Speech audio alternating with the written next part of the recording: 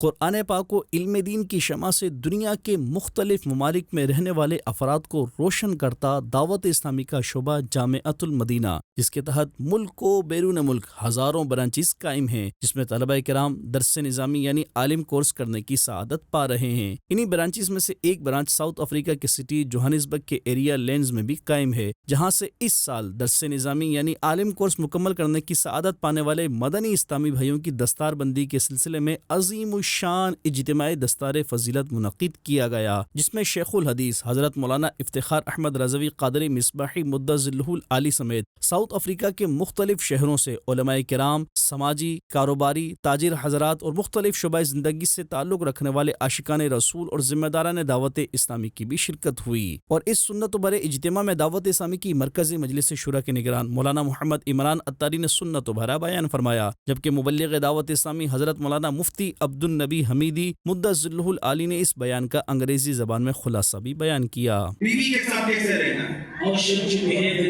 ماں کے ساتھ کیسے رہنا ہے، بہن کے ساتھ کیسے رہنا ہے، اسلام سب بتاتا ہے۔ Islam teaches all of that. شوہر کے ساتھ کیسے رہنا ہے، How a wife should stay with the husband. اولاد کے ساتھ کیا کرنا ہے، How to deal with the children. اولاد میں بھی بیٹے کے ساتھ کیسے رہنا ہے۔ This is the beauty of Islam۔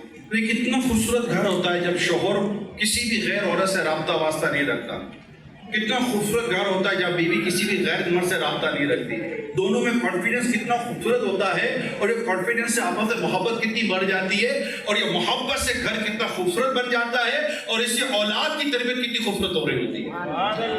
جبکہ دوران اجتماع دیگر مبلغین دعوت اسلامی کی بھی سنت و بھرے بیانات ہوئے۔ ان خوشی کے لمحات میں مزید خوشی دوبالا تب ہوئی جب دوران اجتماع قبول اسلام کی مدنی بہار دیکھنے کو ملی، جہاں 5 غیر مسلم دائرہ اسلام میں داخل ہوئے، جنہیں مبلغ دعوت اسلامی نے کلمہ پڑھا کر دامن اسلام سے وابستہ کیا۔ انہوں نے ماشاءاللہ کلمہ پڑھ لیا ہے، مسلمان ہو گئے، میں انہیں مسلمان ہونے کی مبارکباد دیتا ہوں۔ Welcome to Islam.